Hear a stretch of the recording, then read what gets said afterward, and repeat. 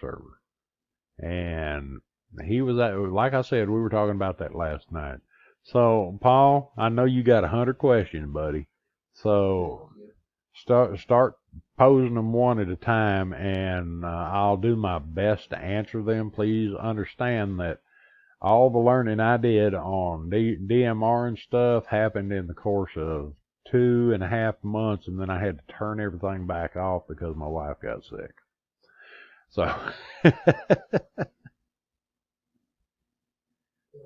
One of my first questions is, do any of the hotspots run even hardwired to your router or anything like that where they're using wires? well, it's my understanding that the ones that are on the big, and I think I got your question. That was a tiny bit muffled. It may be on my end. Um, as far as I know, some of the hotspots that are built on larger Raspberry Pis are they're compatible with hardline connections to the access point in your house or whatever. I tried to do an experiment here with the Pi Zero where I used an adapter to plug into the access point to try and get a hardwired connection. And unfortunately, I couldn't get it to do it. I've heard people talk about doing it, but I haven't had any success with it myself. I know we talked about the interference problem that I have over here, and a hardwired connection would really benefit me. But I'm going to have to go back and research that to try and find out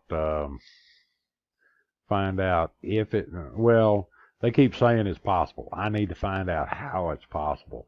One guy I saw proposed that if you took all the Wi-Fi connections out, that if you were plugged in, it would automatically pick up and go. But that didn't work for me. I ended up back at the base, signing on to the little Pi Star network is what it is when it first comes up, to be able to get in there and start configuring it. And one more thing for the audience, if you're going to have a way to do that, please make sure that your internet provider is cool with them. So, I know some are iffy about it, so can the hotspots run on the 2.4 and the 5 gigahertz bands? No, it's not going to work on. It's not going to work on 802.11ac. Right now, and we are talking about the low end ones, not like the Open Spot or the Zoom Spot and that kind of stuff. But we're talking about the lower end ones that are so popular at this time, that are using Pi Star. But those will not be running on the 802.11ac. The best you're going to be able to get out of them is 802.11. I think it's N. It was right before that, the lower speed. But considering the amount of data that passes through that connection when you're moving around in it, unless you've got a bunch of stuff going on your network, it runs really fast.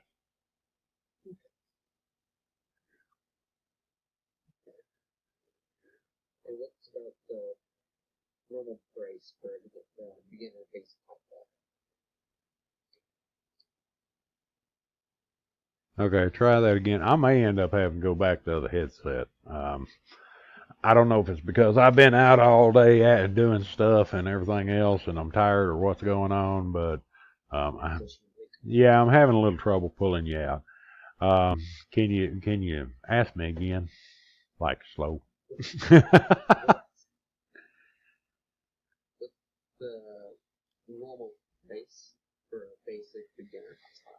Oh, the price? Well, it's like I was showing you in Paul KD5TKO last night, or maybe it was Don. Yeah, it was Don. Yeah, it was done. Or both. Anyway, there's place over, like I said, that place I was talking about in California. Yeah, they're a commercial outfit, but still they're selling the low end ones in the same price range that I was seeing over at Amazon and a couple of other places. And you were talking between, and the price is coming down on them. I paid roughly $85 to $95 for mine, and even the dual hotspot, because it was over on that website, they were at the time actually having a special, and I got it for the same price that I got the original two for. So they're less than $100 bill in most places.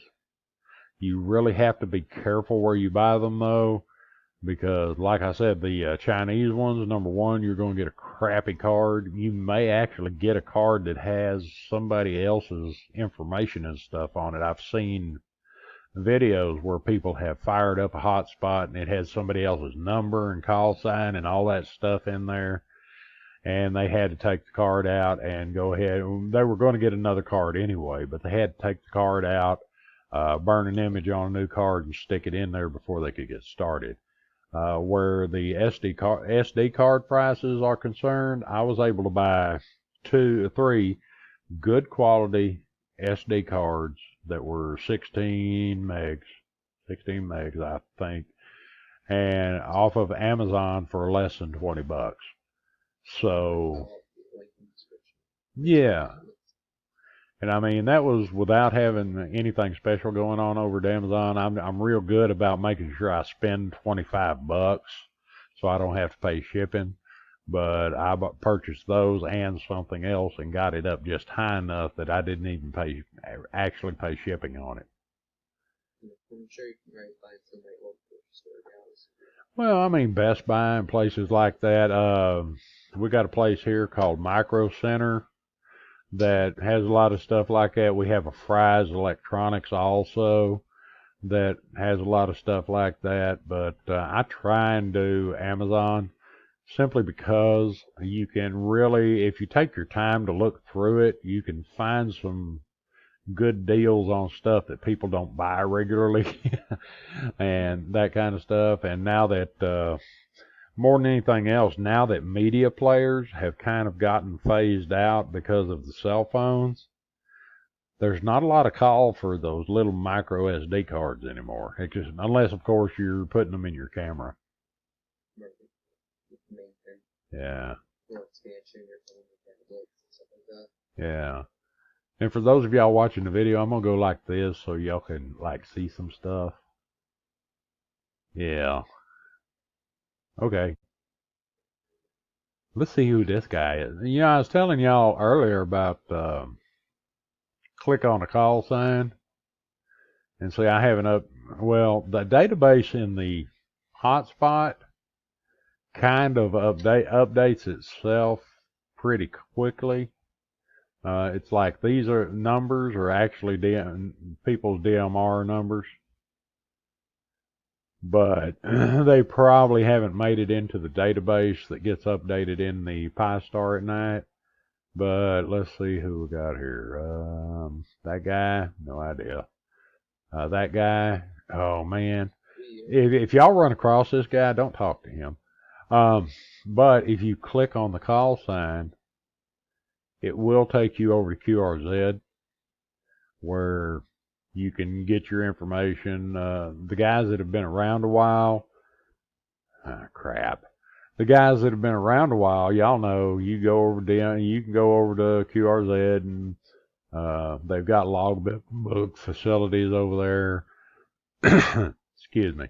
And I don't mean to be doing a commercial for QRZ, but you know, that's the address that's on my license. Anybody can look it up, so there's no reason to keep it a secret. This is a logbook I went ahead and uploaded some information to, just in case somebody wanted to get a card or something through it. Let's see. Detail, that gives more detailed information on where I am, and if you are a member of QRZ, you can actually go over on a map like this that says show map and click on show map, and it'll show actually a map location of where the station's supposed to be located. And then you get a biography page. You can put whatever you want on there. I'm a shameless self-promoter. So, it's always Richard's Radio Adventures or my love that's been with me since 2006. So, yeah, we're back over to Five Star. But anyway, yeah, something else. You have to, well, let me figure out what page it's on. We are already on the dashboard page, so let's go over here. It's actually not showing what I was going to show you. Yeah, it's not showing it this time. There was a box, and I'll have to look. There was a box over in here that would show you the firmware number for the MMDVM hat, and then you would be able to go and download the firmware and then go into the terminal screen and be able to update it. I don't know if they've rolled that into the Pi-Star software or what they've done. I probably need to check into that. But yeah, there would be listening, frequencies, and another box that actually had the firmware version of the hat. The piece on top that does all the radio stuff. And I'm not seeing it there. I don't see it over on the admin screen. If we ever get there, there we go. So I don't see it here. And it may be there. There's the kernel number. And that is the platform. That actually, it'll give you CPU temperature, so you know if it's running hot, and it will turn red if it starts getting warm. Kernel version, platform. This is the actual Pi-Star release number here. I'm really not sure. Let's see. Let's look over in configuration, see if it's over there.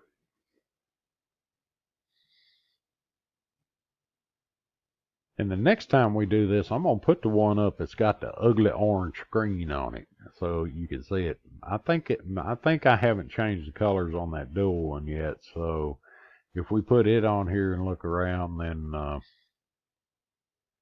then we will. No, it's not here. Then we will see the actual colors that the developers picked out for this stuff. Yeah, I wonder where that went. It used to be up on the front page. Right here, right in this box. Oh well. Anyway, as I was saying, where the time slots are concerned, also, let me go back over here. I spend a lot of time jumping around, don't I? I sure hope I got the sound. Well, the little microphone's lighting up when I talk, so apparently we got some information going there. I just hope your side, well, I hope your side's coming in.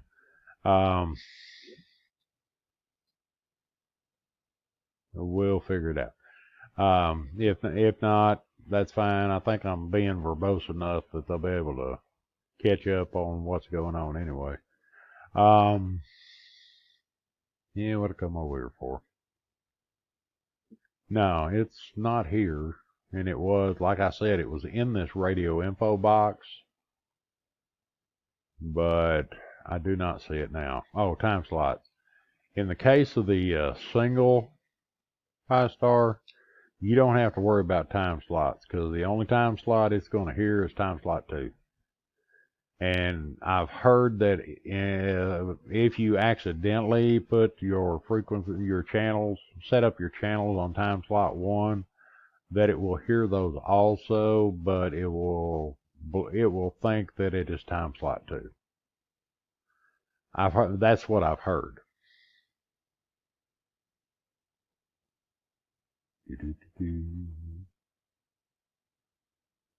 Did you fall asleep on me? Did you fall asleep on me? No. Oh, okay. I've been talking continuously for 45 minutes. I imagine you probably dozing off. Um, I'm trying to think of anything else that's important. You know, I can probably get away with running 15 more minutes on this. YouTube videos really shouldn't be more than about 30 minutes, but like I said, I may have to cut it in half. Um, let's go over, yeah, let's go over here.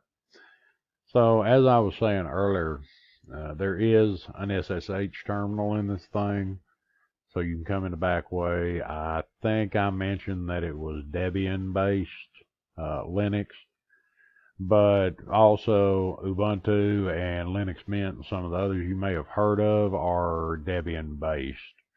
And they're just slight variations between that and Red Hat and Arch and some of the other Linux distributions. And quite honestly, well, we'll call it Richard's story time. Anybody that's listened to me long enough has learned about Richard's story time. So, years ago, when we were going hot and heavy on resonant frequency, and we were getting LHS started, and we were getting to know a lot of guys over in the Linux community and in the amateur radio community at the time, and you and I talked about this a little bit last night, that I was kind of listening to a bunch of paranormal podcasts and was actually getting to know some of the hosts and stuff like that. And there's a gentleman over at one called the Paracast. And the Paracast was one of the best shows, and it's still in business today. So Gene's been keeping it up. He lost his co-host about 3 years in, and that was probably, yeah, it was probably 13, 14 years ago. So he's really got it going. And he's going to be mad because I stole his slogan to put on my website or something very much like it. But anyway, we after his show one night, because he was doing a live show, I texted him a little bit, and we ended up getting on a voice call with Skype, I think it was, and we got to talking. And what he was also a technical writer for Apple products. He would write articles and stuff for magazines and stuff like that for on the Apple stuff, the newer Apple stuff. And at that time, computers were bigger with Apple than cell phones were. And we got to talking one night, and he told me that, in a lull, he told me that OS X, or OS 10 is what they called it when it first came out, but OS X was actually based on an open source operating system called BSD. And for those of y'all who want to dig into that or look deeper, it's the BSD means Berkeley Software Distribution. And BSD and Linux are basically the same thing. Now, the difference is the tools that were developed for each one and the licensing on each one makes them different.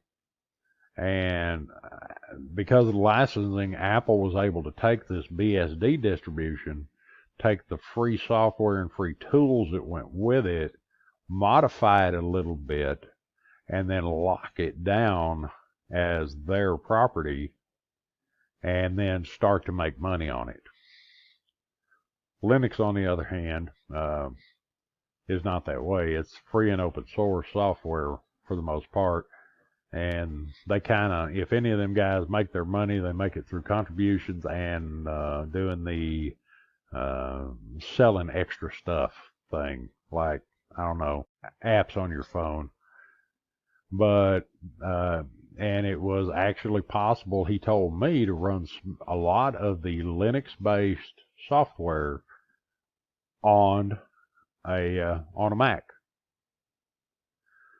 But I'm not sure where I was going with that.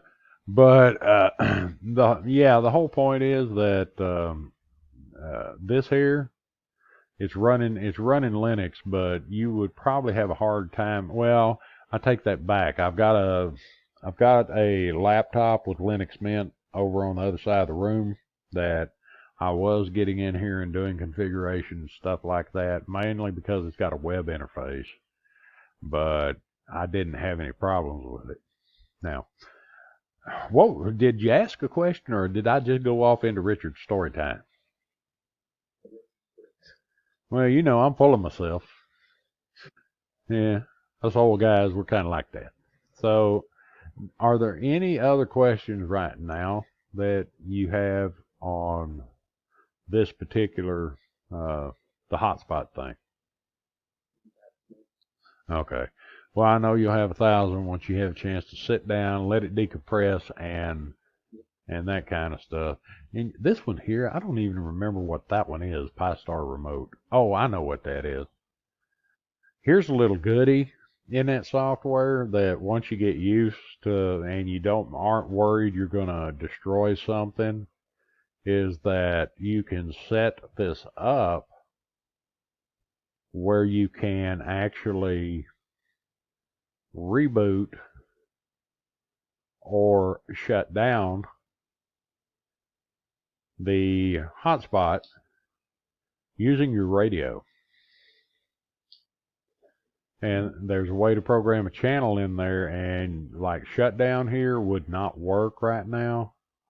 Shutdown on D-Star wouldn't work, but it would work over here on DMR because it doesn't have the hash in front of it, the Octothorpe pound sign, whatever you want to call it. But because it's not there, these commands are available. And if you program your radio the right way, if you if you key up this talk group, which the numbers are kind of funny, but if you keyed up this talk group, it would go ahead and shut down the hotspot. In this case, it would reboot it. And then you can shut down service, kill service. And then there's, on some of these, we have 8-ball. And 8-ball, I think, is, I haven't dug into it. Nobody's actually told me, but I think it's something like a magic 8-ball. You know, have you ever seen an 8-ball, a magic 8-ball? You ask it, yeah, you ask it questions and it gives you an answer, sort of. But I haven't tried that one. But there's also, these commands are also in here for D-Star, DMR, YSF, P25. I don't see any of them in there for NXDN or, well, I think DAPNet's a pager service. Hey, I don't know. I know a lot, but I don't know everything. So, all right. Here's what we're gonna do, friends and neighbors. We're gonna do all the superfluous nag stuff. So we're going to go ahead and shut this video down. Y'all can watch it at your leisure. What I would request, Paul and I would request, is that y'all drop by the website at rfpodcast.info, www.rfpodcast.info, or come visit us on one of the 1,000 networks we're on.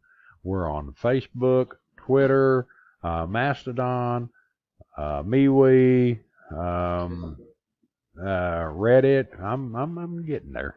And also Discord. Hook up with us wherever you like. In fact, go to the website. I have an area set aside that has all the contact information, and all you have to do is say, "Hey, I'd like to be a part of this," and we will make it happen. So with that, we're going to go ahead and shut the video down. I hope y'all enjoyed some of this information. I hope y'all find some of it helpful. So I'm Richard, KB5JBV, and that little guy over there is going to tell you who he is.